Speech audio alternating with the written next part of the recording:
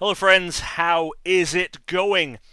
Bit of a different video today. Today I want to talk to you about something that's been kind of doing the rounds the last couple of days. We're going to be talking about some staff promos, and that's not new to the channel. I talk about staff promos a lot. I really like staff promos. But we're going to talk about some unreleased staff promos today. Now, as I'm sure you know, all the way since Diamond and Pearl in about 2007, pre-release cards for Pokémon have had staff versions as well, given out to the judges who ran those pre-releases. And as I'm sure you know, they stopped briefly after Vivid Voltage. The reason for this is that pre-releases actually stopped being run due to the pandemic, so there were no in-person events. And for the first few sets into the pandemic, Pokemon was still sending out staff promos to stores, so they could still give them out to their judges as though they had run the events. Then with Vivid Voltage, there was a Charizard pre-release promo, and some store owners, not to beat around the bush about it, decided to steal the promos. Rather than handing the promos out to their judges, they simply sold them and kept the money for their store. Again, not beating around the bush about this, that was theft. Pokemon said that those promos must go to judges. Any store that did not give those staff promos out to judges are thieves. I just want to make sure I'm very, very clear with what my stance is on that. But anyway, because of this minority of store owners who couldn't be trusted and decided to steal, these staff promos were stopped and they ruined a good thing, and judges ultimately had to suffer by not getting these staff promos. Staff promos were introduced again very recently in Silver Tempest because in-person pre-releases are starting to be run again, so there were judges actually going to these events, and stores had to give these cards to their judges, otherwise judges just wouldn't run their events for them. As I'm sure you can tell, I am very, very passionate about this topic of these promos being stolen and screwed up. But the bottom line is this left a gap in sets where we had pre-release promos for sets that, they came from the Build and Battle kits, the pre-release kits, and we didn't have staff versions.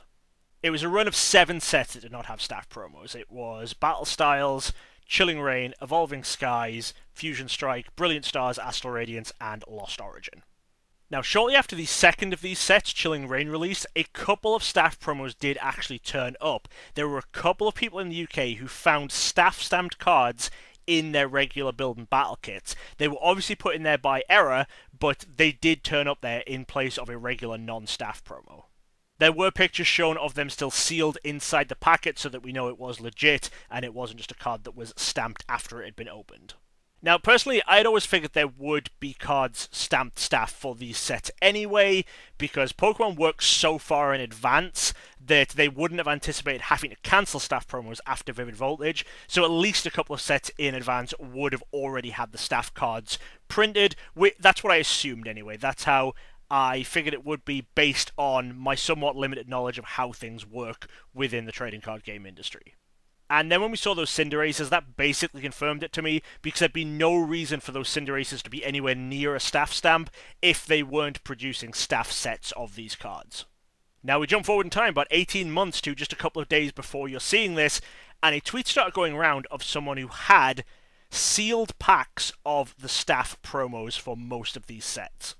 Now, if you've never worked in a store or anything before and never ran a pre-release, you might not know that these staff cards do come sealed in clear packets with a white card on the back describing what they are, and the packet will contain one of each of the 4 staff cards. It was about midway through Sun and Moon era they did that, so you know that all staff cards have exactly equal amounts distributed because they only come in packs with one of each.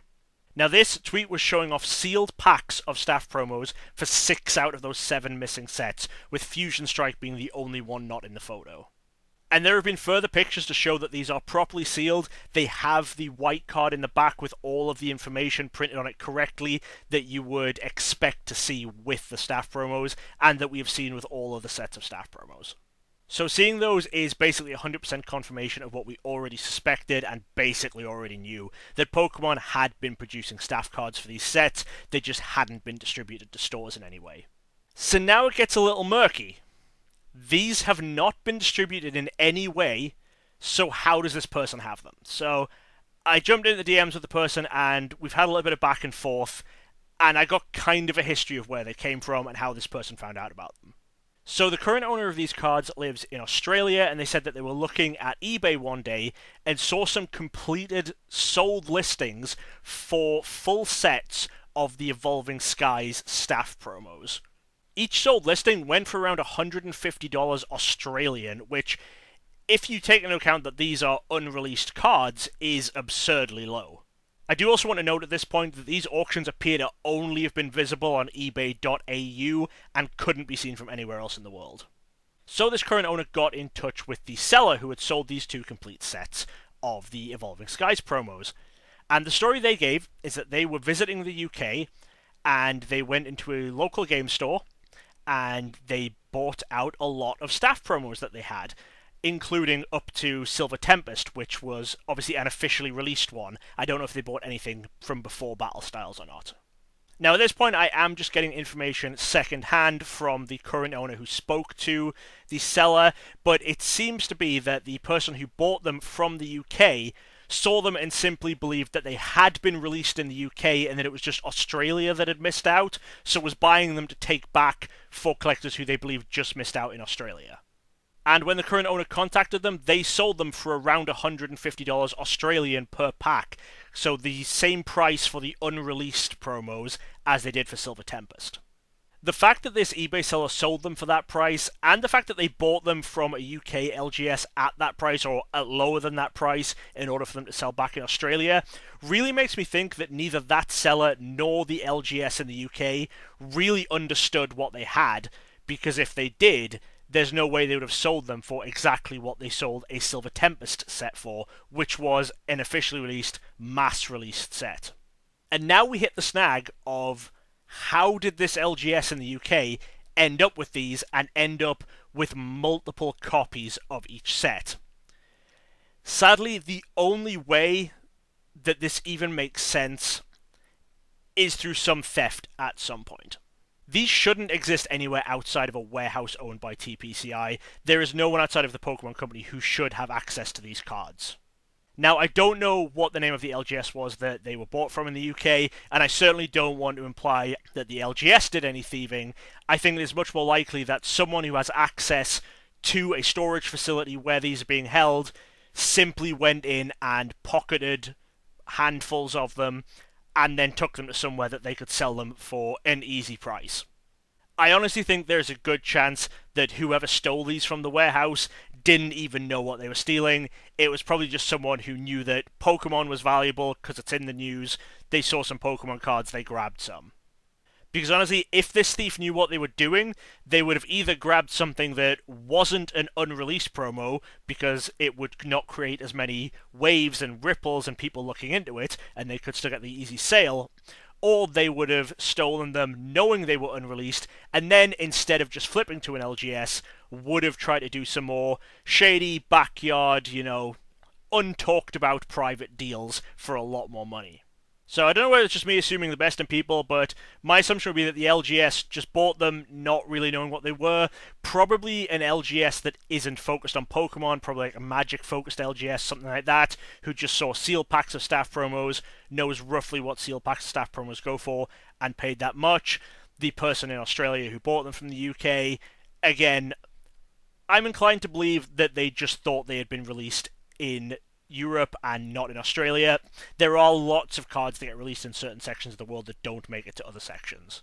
And as for the current owner, when I did speak to them, they thought it was another situation kind of like the Cinderace, because they said they'd seen listings for the Cinderace going up before, and they thought this was some kind of accidental release again. The current owner, at least when I spoke to them, did have them listed on eBay at a high price. They had them listed there before I spoke to them and explained my reasoning of why I really believe this is a stolen product. I don't know if the listings are still going to be up by the time that this video goes out. Honestly, that's not my concern, I have given all the information I can to the current owner. It is up to them what they do with their information. Any collectors watching this who have seen these going around and, you're probably in the same boat as me, you're excited that these staff promos might exist in some way and that it might be available. Here is just my thoughts on it. Again, you make your own mind up, but here is how I'm treating this. One, I'm not going to touch any of these copies, no matter what price I'm offered on these. If I was being offered a price, there's no way I'm getting involved with something that I'm pretty sure is stolen property. You know, if I thought there was a chance that it was some kind of just accidental release, my opinion would be so much different on it, because there is a huge difference between an accidental release and malicious theft. Second, this whole story basically, as I said, has confirmed to me that there are warehouses, storage units out there owned by Pokemon that are just full of these staff promos. Knowing that, I believe that at some point in the future, TPCI will work out a way to make these missing staff promos available to the judges who should have had them in the first place. And if they do that, there will be enough out there for everyone. There will be the same amount as there were of any other staff promo. So personally, I'm just holding out hope for that day. The fact that some of these have now surfaced through backdoor means hopefully will give TPCI a little bit of a kick to making a decision sooner, because if whoever stole them originally and sold them to this LGS has more, you don't want them being able to profit off it any more than they already are. You want to be able to just get them out there, stop them having an exclusive stolen item, and just reduce the chances of them making any money on it, basically. As I've said, you all live your own lives. I don't control anything that you guys do. All I'm saying is think about it logically. Is the short-term gain of having a complete staff set going to be worth it? Probably when rather than if they crash in value back to the level of any normal staff promos. And is it going to be worth it getting cards when it's almost certain that they've been stolen? My main objective on this was just to get something out which I've tried to stick to the facts, and then if there's any sort of conjecture or assumptions, I've tried to make it clear. I hope I have made it clear in this video where I'm making some assumptions and some slight leaps in logic and what is just hard fact.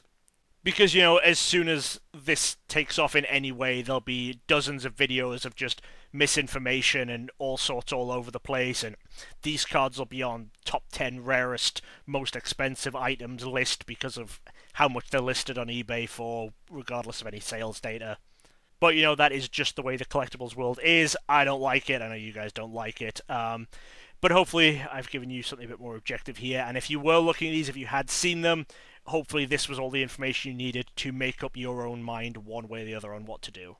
This has probably gone on too long already, so any of you still watching, you know, thank you for sticking around. Hopefully you're enjoying the videos and stuff I have on this channel, and hopefully, like me, you are keeping your fingers crossed that at some point in the near future, TPCI do figure out a way to get us these staff promos nice and legitimately.